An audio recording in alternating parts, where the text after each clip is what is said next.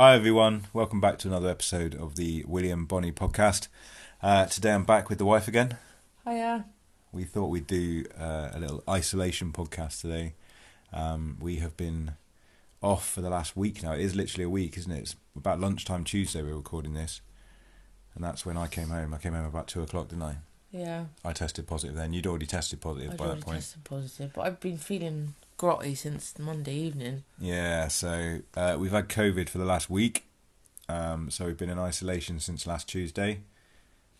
So it's been Bullshit. Fucking boring. It has. We've not been ill enough for it to be this, like, to even warrant being this stuck at home. No. Tuesday night was pretty bad, wasn't it? We were feeling quite achy. I feel like I've had it a little bit worse than you. Oh, probably. We think we caught it Saturday. We went out for a meal Saturday night, and we think we caught it Saturday. And then Monday evening, we both started feeling like... I started feeling like I had a bit of a head cold. I could feel something behind my nose, into my sinuses. And you were feeling a bit grotty, weren't you? Yeah, I felt like there was something brewing in my throat. Yeah. And then feel it. The Tuesday morning, we both did lateral flow tests, and they were both negative. So I went to work. And did you go to work? No, you were home that day, weren't you? Yeah, so I went to work. And then you messaged me sort of mid-morning and just said, you've tested positive. Yeah. And the way that work's set up at the moment, I was finishing at 2 o'clock anyway. And by that point, you'd done 2 tests then, or 3 tests, and they've all been positive, haven't they? Yeah, because the lateral flows are notoriously... A bit shaky, aren't they? Yeah, inaccurate. So, yeah, I did 3 tests, and they all came back positive. Yeah, and I was feeling okay. I'd gone to work, and I'd felt more ill that morning than I did during the day. So I just thought it was a little bit of a cold. And then when you said that you test positive, I was like, oh crap. And I think at that point I only had like an hour left to go. So I thought I'd just finish work. I told the lads that I was working with that they should get tested because you've tested positive. Yeah. And I went home, and as soon as I came home, I did a test, and I was positive as well, wasn't it? It came back a really strong positive. It came back very quick. But then that was the weird thing as well, wasn't it? Because we had some PCR tests at home because you work in care. Yeah, I got them from work.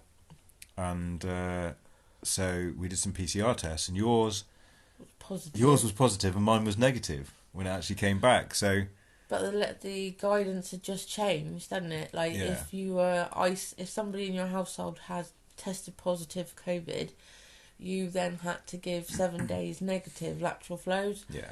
But yours didn't, did Mine it? was all positive, weren't they? So yours all came back positive. We went and did another PCR test, like a walk-in centre place, and that was positive.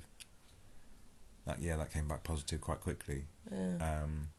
But yeah, that was really weird. I went in there and there was a baby screaming, and it was horrible being in there because I was a little bit anxious anyway because I thought I was positive, so it's difficult being out and around people, and then fucking there's that baby screaming.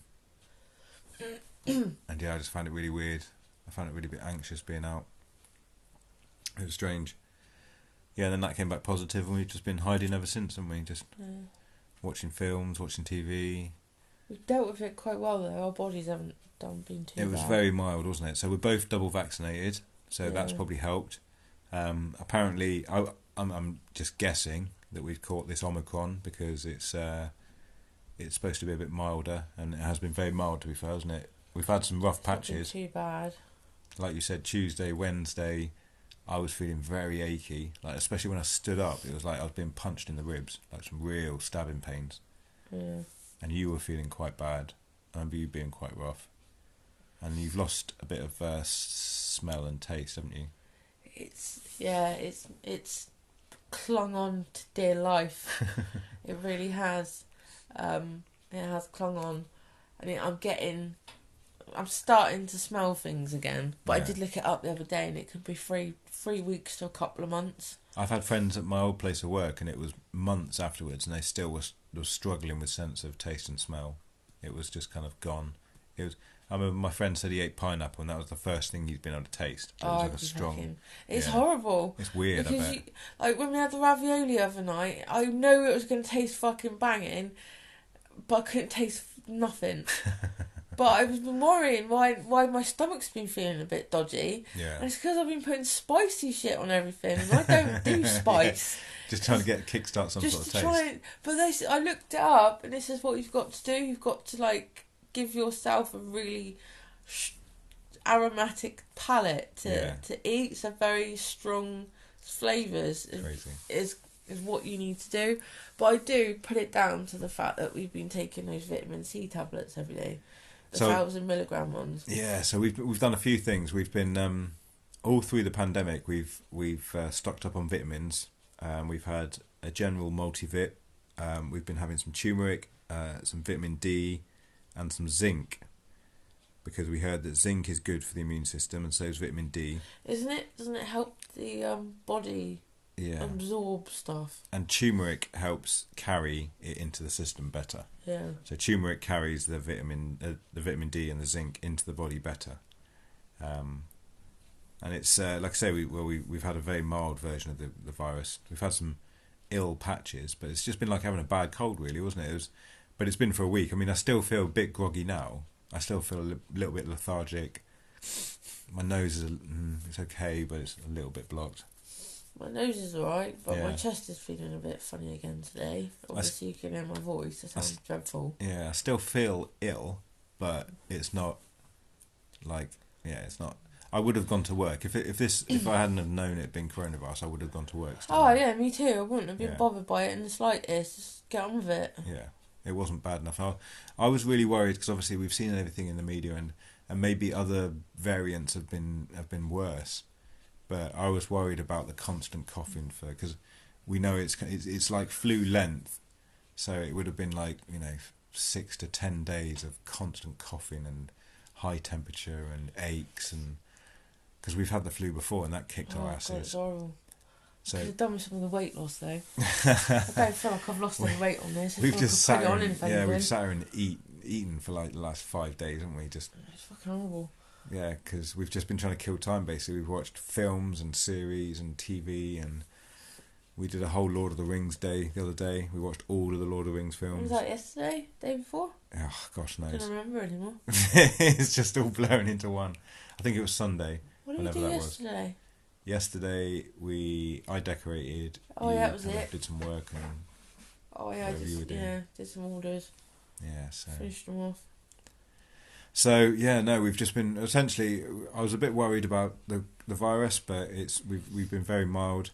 We've taken vitamins. We've tried to get ourselves as fit as possible. Tried to get ourselves in the best shape physically as possible. We've also been taking these high doses of vitamin C. Was it 10,000 milligrams a day? No, 1,000. 1,000 milligrams a day. High dose vitamin C tablets. So it's worthwhile just keeping them. You can get them from Superdrug or wherever, I suppose, but it's really one of the best ways, because you can literally feel yourself. You wake up in the morning and be a bit kind of groggy-headed and cold-filled. Oh, you feel like shit, don't you? Yeah, and as soon as you take one of these tablets and kind of drunk it down, it's like a soluble kind of Barocca kind of shit. Yes, that's what it's like, isn't it? It's like a Barocca, but we've got we've got Sainsbury's and Superdrug, same brand. Yeah. It's a bit cheaper.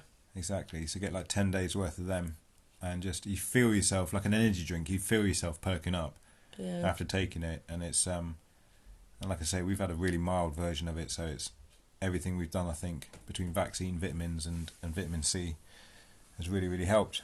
And rest as well. We were quite tired. I remember the first day we kind of like passed out and fell asleep for a few hours, didn't we? Yeah.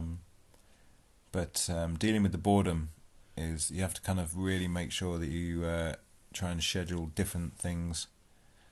A little bit of walking about, a little bit of getting some music on and changing the mood. It's just, I mean, because we're, like I say, we're a solid week now into not even getting out the house. And this is what I wanted to talk about as well, because this is, I've at some points I've felt really shit. Because doing well yesterday morning. No, because you're just looking at the same walls, and this is something I wanted to talk about prison, because it's an emotion that you can't replicate at any point, because you've always got outside stimulation, you've always got something you can see and do, and you can walk into another room and just make yourself some food if you want to, or go down to the shop and buy something to make yourself feel better. But in prison you can't do that. You're literally just stuck in one room. It's like going to go and stay in the box room and just putting yourself away in there till tomorrow or tomorrow lunchtime, and you can't do anything other than what you've got in that box room, which is normally fuck all. So, and for years, when I was at Portland, I didn't even have a telly, and for some portions of that, I didn't even have a radio. Oh, fuck that! Really, nothing. Nothing at all. I was reading 3 books a week. Yeah, but that gets boring after a while. I know, so you have to have some good You beats. had nothing at all. Nothing at all. Fuck. I know. For ages at a time. It was only when one of my friends was leaving and he had a shitty little Sony radio. I say shitty, it was a good little radio, but it took those little pencil batteries, those kind of like AAs, and he gave me the stereo, and I used to try and stretch the batteries out because I wasn't getting any outside support, so I had no money coming in. I was trying to live on like £7 a week, and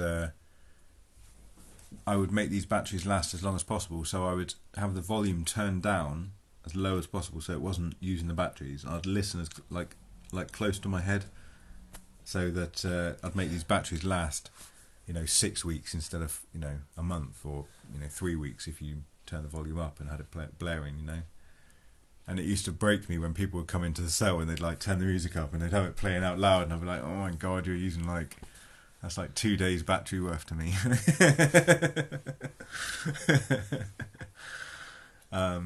But yeah, it's bizarre. But yeah, no, so for ages I had nothing. And this isolation, this being shut in the house with nothing to stimulate myself, even though I've got the whole house to stimulate myself, and everything in it, and food and alcohol and stuff. There was times in prison when I didn't have any of that. So it's been really a taster and a reminder of that kind of dealing with the isolation and cut-offedness. So it was but then it was like this for me last year. Yeah. Because I wasn't allowed out, because I had to stay at home. All I was doing was taking you to work and bringing you home, and that was it. Yeah, because you were classed as vulnerable, weren't you? So you had to isolate. I had to isolate from April to August.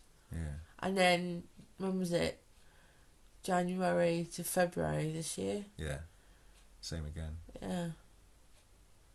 So, yeah, it was shit. It was. Not being able to go and do the stuff you want to do. It's just horrible. But also just losing that kind of freedom as well. That kind of... I lost the plot last year. Yeah, you don't realise how much you need that kind of outside stimulation. Just getting out the house, doing other things, seeing other people. It's all well and good. A lot of people kind of campaign for everyone should be able to work from home. But you do create your own kind of prison when you're at home. Imagine, you're used to being in a busy office environment, and now suddenly you're stuck in a spare room, staring at your PC, And there's nothing. Yeah. I had stuff to do. It's not like I didn't have anything to do. It's just the fact that I was just getting... After 4 months, it gets very boring being sat looking at the same fucking 4 walls. Yeah. And there's not much of a view out the front. And out the back, you can go in the garden, but the hedge and the fences and that are all 6-7 foot, so you don't get to see anything. Yeah. So it's like another version box of being inside, but outside. You can sit in the sun and it's beautiful, don't get me wrong. Yeah. And I was grateful to be able to go outside. But you couldn't see anything. Do you know what I mean? Yeah, no, it's very bizarre, isn't it? And imagine those people in London. Imagine being in a block of flats in London with a family, and suddenly they close the parks and you can't go and sit outside in outside spaces anymore. Yeah. And you're dealing with 2 or 3 young kids in a fucking two or 3 bedroom flat in London. Do you remember when we went to St Agnes Head last year? And I remember sitting on the cliff, just looking out to sea, and it was space. It was the furthest. It sounds ridiculous. It was the furthest I'd seen for fucking months. Yeah. My head couldn't cope. My brain could not comprehend the amount of space that I could see, because you could see down to what? Where could you could see up to Newquay, and then all the way down to what? Portreath, Portown? Yeah, probably. It's a wide vista. If not, Godrevy like the headland bit. Yeah. It was just my brain couldn't cope with it. It was just like, what the fuck is going on? It was a lot to cope with. So yeah, just like I said, just give me a reminder of what it was like in prison.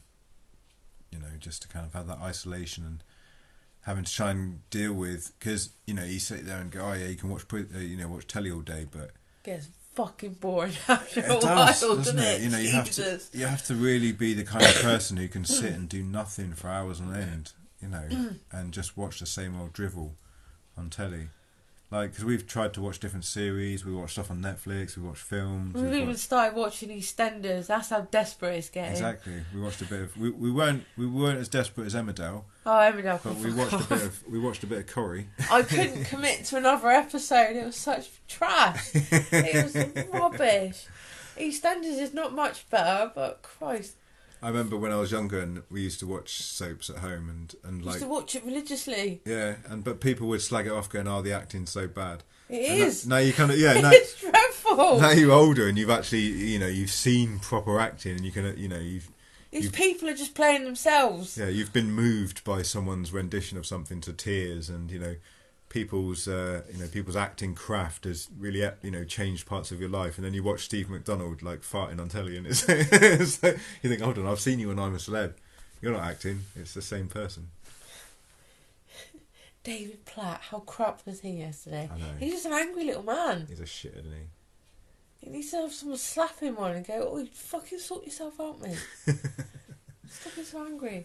Talking of acting, you may have seen adverts recently for, what's it called, Screw.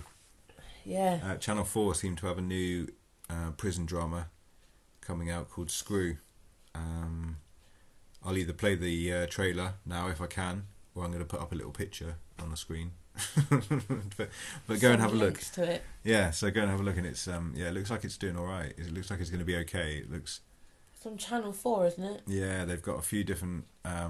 You got your classic kind of wing setting, and they seem to say like, oh yeah, we've got 4 wings, 1,000 men. So it sounds like it's going to be in the men's prison. That's where all the drama is. And straight away they're talking about in the trailer they've got about drugs coming in. There didn't seem to be any. Well, there's like actually yeah, because old girl there's a little dark-haired screw. Who I don't know where the term screw comes from. It's probably like like thumb screws and shit like that. But I always wonder if it's a derogatory term. I wonder if like prison officers find the word screw derogatory, because that's what we always call them. We always call them screws or govs. All right, gov. Why would you find screw offensive? Well, I don't know. But if you are a screw, you might find it offensive. Do they call themselves that? Have you ever heard them refer themselves as a screw? They might do. I don't know. I can't remember, to be honest with you. But yeah, I don't know. Maybe they do. But yeah, it looks like it's a pretty good one. I mean, because did you ever watch that Was it Bad Girls that used to be on ITV? No, it looked shit. It was alright, but it was just like EastEnders. That's probably why I didn't want to watch it. Bit in prison. And I always, because I used to watch it every now and then, or I'd catch it was on, and you'd kind of look, and after being in prison, you kind of, it's like picking it apart. It was made so badly that none of it was realistic. So, the governor would be on the wing and getting in everybody's business like every 5 minutes, and like that never happens in prison. You only ever go and see the governor when it's like serious shit, innit? Yeah. If there's a TV crew, the governor will be there. If someone's fucked up, the governor turns up. But other than that, you might see the governor maybe once a month on the wing. I mean, each wing has a governor, but when you actually see them, other than just like prancing around, is very, very rare. And for them to get into like daily life and daily running of the wing is very rare. Like you hardly ever see them about. They're screws who have made it up to basically like it's like a manager job. Yeah, so they've got their feet on a desk somewhere. They're talking shit to someone on the phone. That's what governors do. That's what any manager does. Exactly. Let's be honest. Any They managers, just pass their shit on to headmasters. someone else. Exactly. Shit goes down the slope. Yeah. And if it's a problem, then it was someone underneath you's problem. This is why I get all the shit dealt Exactly, to me at work. yeah. Because all the fucking managers It go, drops all the way "Oh, you down do to it." receptionist. Okay. Cheers. Thanks for that. Yeah. So yeah, no, Screw looks like it's going to be quite good. So we'll probably do a review of that when it comes out. I think it was January 6th. Something like that. Channel 4. Give it a look, and we'll have a little proper review of that when it comes out. Something else I wanted to talk about, and it's what I've been kind of talking about for a little while: the Elizabeth Holmes trial. The jury's out. Both parties have said their piece now, the defence and prosecution. For those of you that haven't heard, Elizabeth Holmes used to run a company called Thanos. No, that doesn't sound right. Thanos, something like that. It was a blood testing company. She dropped out of university in Stanford, and Theranos, that's the one. Theranos is the guy from Marvel. Fucking. He's got like the 5 rings or something that control the butt plug of doom. Sounds like bullshit, if you ask me. Exactly. But it's Theranos. Theranos is what you need to know about. So she ran a company called Theranos, who wildly claimed that they could do hundreds of blood tests from a pinprick of blood, so 1 drop of blood basically. She quickly became one of the richest women in the world. At one point she was worth $9 billion. She was giving speeches at TED Talks, and Forbes ran articles about her being one of the brightest stars. She was put up there on a pedestal with Steve Jobs and Bill Gates and all these other greats who'd discovered marvels in technology and ran amazing companies and things like this. And then as the years went on, it started to just become more and more apparent that the machine didn't work. She'd managed to borrow hundreds of millions, up to 900 million in the end, from investors. And this blood testing machine didn't work, and it never had worked, and it couldn't do anything more than just basic blood tests that were available on the market at the time. And it's kind of captivated me really, because I love con men and I love con women and people who just go with a lie and see how far they can take it. Right from the old days of those the people I've talked about before, where they used to sell a box that would print money, and obviously it was just a fucking scam. But she's... Yeah, but I can understand a scam like that, printing money. But she's fucking with people's lives. And that's the problem is, she's actually... You can't get away with shit like that. I'm sorry. She didn't just stop at the funding phase. She actually took on blood tests, and she was getting blood tests from supermarkets and from hospitals, and they were running samples and stuff, and they were giving wildly inaccurate results. So people thought they had cancer when they didn't. People thought they were miscarriaging when they didn't, when they weren't, and and everything in between. So she took hundreds of millions in investors' money, but then she was also misleading patients as well. And for years she kept this scam going until the wheels came off, and obviously everyone realised that nothing worked. Nothing ever had done worked, and she's worth nothing now. The company's worth nothing, and she's actually could be looking at up to 20 years in prison for multiple offences. I hope she gets a book thrown at her. I genuinely do. You can't go around fucking with people's lives. It's not right. Especially when people think they've got cancer and they haven't. Well, exactly, or it's coming back. How devastating would that news be to somebody? They thought they were in remission, and because of the hormones that her blood testing machine said that was in her blood when it wasn't. She knew she was a shitbag. Yeah, she knew it was wrong. Exactly, so she should have a fucking book thrown at her. You can understand the crime when people's health and you don't fuck about with people's health. Come on.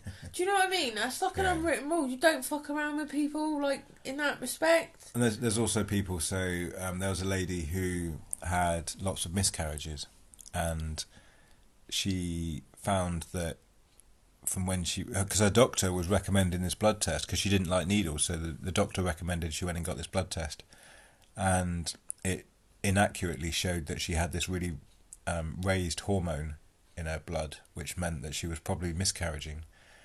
And even her doctor was like, well, we need to prepare you then for the next 24 hours of miscarriaging.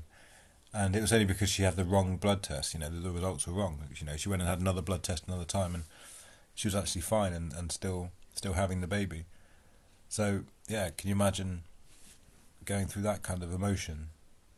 You know, you failed to have kids. You know, she'd had a number of miscarriages before that, and this Exactly. You don't know what the results could result in somebody doing to themselves. Yeah. You don't know if that person's going to go, what's the fucking point? I've got cancer again. I might as well just kill myself. Or do you know what I mean? Or somebody like, yeah, you know, if they've kept go do a mass shooting. miscarriaging. All right, fair. Well, that's a bit excessive. But if you've been miscarriaging all that time, and then you think, oh, you clung on to hope, thinking this would be it. It fucks with people's lives, doesn't it? Of course it does. It fucks your mental health, and you know, people can do silly things when they're in that. So she should be held accountable, mindset. even if she was doing it with the best intentions. So there's a couple of kind of schools of thought. So she was either a scammer, an out and out 100% scammer, just doing it for the money and the lifestyle. Plan B is that she was kind of faking it till she made it. So she just threw enough money at the problem and kind of just bodged her way through things until she finally got to the solution. Or C, you know, she was just completely incompetent and a narcissist, and wanted all the fame and glory of being a massive inventor, but didn't actually. That. She tried to look like bloody Steve Jobs, with turtlenecks, and you know, just sort of like. Yeah. It's really difficult to kind of pick between all three because you know she had access to hundreds of millions. She lived an elite lifestyle. You know, she didn't live like a monk. You know, she lived an elite lifestyle in a millionaire place in an elite area of LA. You know, she had bodyguards and all the rest of it. You know, she wasn't living like like a monk trying to devote her life to work. She didn't sell her stock, so she wasn't an out and out scammer. You know, she could have sold half of her stock and become a billionaire, and she would have still had that money now. But she didn't do that. So maybe she was just a narcissist who liked the attention and liked the fame and liked giving all the talks and all that kind of shit, being the the person on the face of all the magazines and shit, even though nothing ever worked. Strange one. So yeah, look out for that in the news. The jury should be coming back anytime soon because apparently when a jury have a deadline, a bit like Christmas coming up, they like to make a decision early so they can all get out and spend Christmas home with their families instead of being stuck up in a hotel, make a decision. So yeah, hopefully we should have a decision in the next day or two and see how long Elizabeth Holmes spends in prison, if any time at all. So something else we wanted to have a talk about, and it might be a feature that we do more of, we might not. I mean, the weekly podcast was supposed to be something I did more of, and it isn't. But murderers, mass murderers, serial killers, they really grip people's attention. And we got quite into watching documentaries about serial killers, didn't we? Yeah. Yeah, weirdly, I don't know what it is. And I think women as well. Women seem to be the biggest fans of men who kill women. Just watching documentaries about them. Yeah. I don't know what it is. I just find it fascinating. It's great, isn't it? Yeah. I know. Because we started watching there was that FBI program, wasn't there? And they talked about... What, on Netflix? Yeah, because the FBI then... It was the start of that program where they started to look into kind of the psychology of serial killers. So the two FBI guys went and interviewed different serial killers to go and get a bit of an insight of why they did it. And one of them was that guy, wasn't he? What's his name? Ed Kemper. Ed Kemper. The co-Ed killer. Now, he was a really interesting guy. He's fucking brilliant. I love him. Because, you know, like, you never really understand crazy until you hear it talking or you see it. And he's batshit crazy. And you think, oh my God, yeah, like, you know, because the crazy isn't anywhere near crazy. You know, it's not even on, like, the crazy you can imagine isn't even on the scale that crazy is, if you know what I mean. It's like, but I don't, he comes across being He's very intelligent, isn't he? Very fucking intelligent. He's Yeah. very intelligent. He's a really likeable guy. Like just a really nice.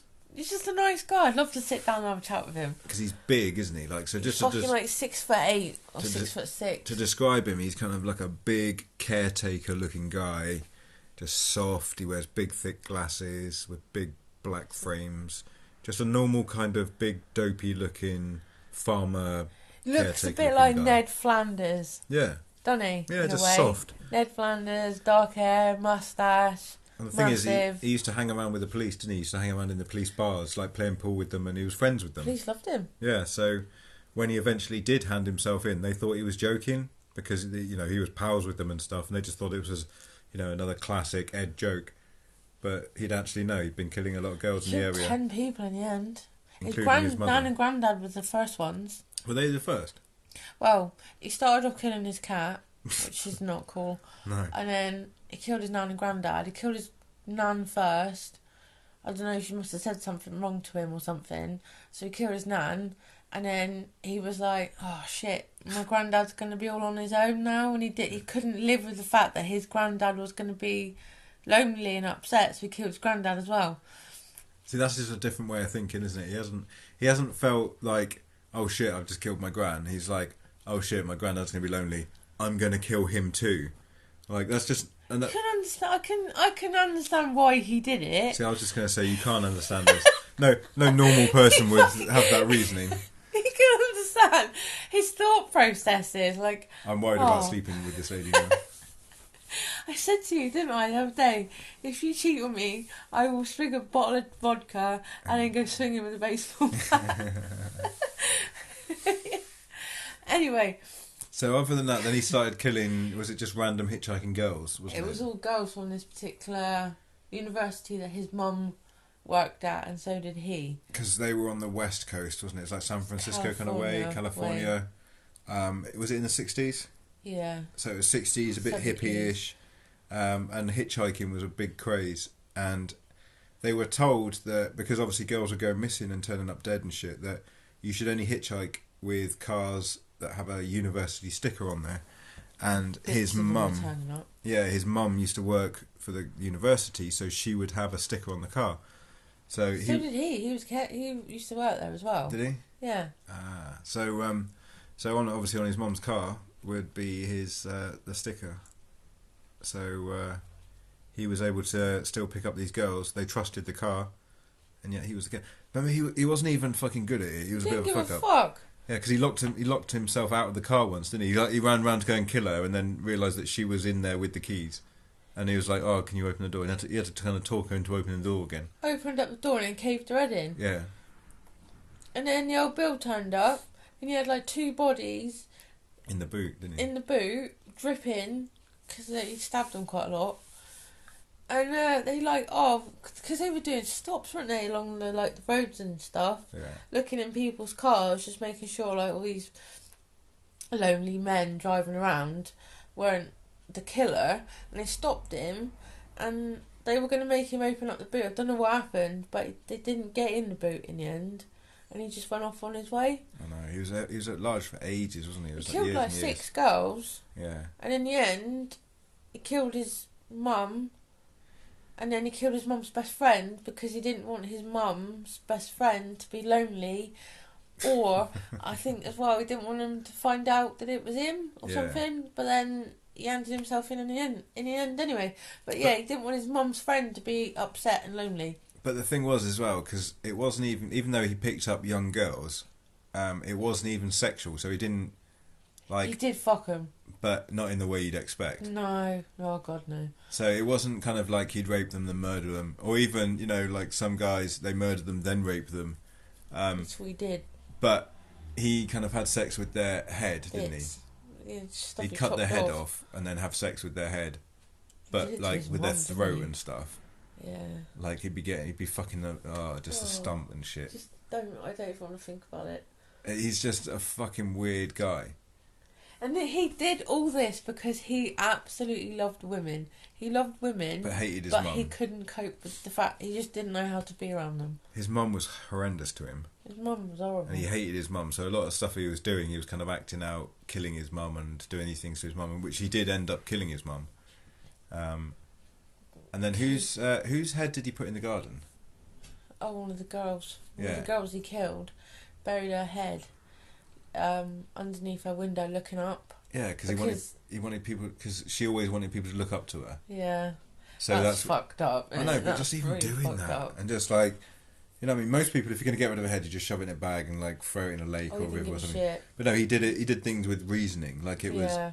like that's an okay thing to do. Like it was a finger painting for his mum or something. Like it was just He just used fucking his weird. mum's head as a dartboard I know. after he chopped it off. Yeah. But the weird thing was because after he killed his mum and his mum's friend, he then went on a run, didn't he? Yeah. And he went on the run like quite a few states. cross county, did this and that, hid out, like, you know, he thought that everyone was after him, but the odd thing was is that nobody had found the bodies, nobody was after him. Yeah. So he was on the run for maybe a week, 10 days or so, I don't know, cross county, hiding out, you know, like, you know, ducking and diving, and in the end he'd had enough of life on the run, so he phoned up the police and was just like, oh, I'm the one you're looking for, and they had no idea what he was talking about.